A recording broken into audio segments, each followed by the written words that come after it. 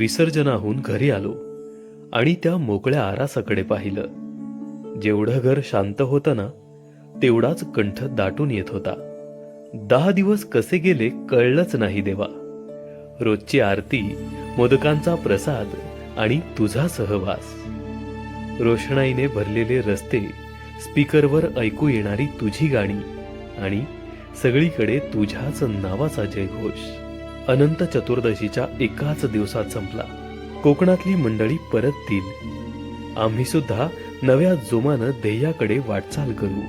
पण तुझ्या पुढील वर्षाच्या आगमनाची आतुरता कायम मनात राहील. गणनायकाय गणदैवताय गणाध्यक्षाय धीमहि गुणशरीराय गुणमण्डिताय गुणेशानाय धीमहि गुणातीताय गुणाधीशाय गुणप्रविष्टाय धीमहि एकदन्ताय वक्रतुण्डाय गौरीतनयाय धीमहि गजेशानाय भालचन्द्राय श्रीगणेशाय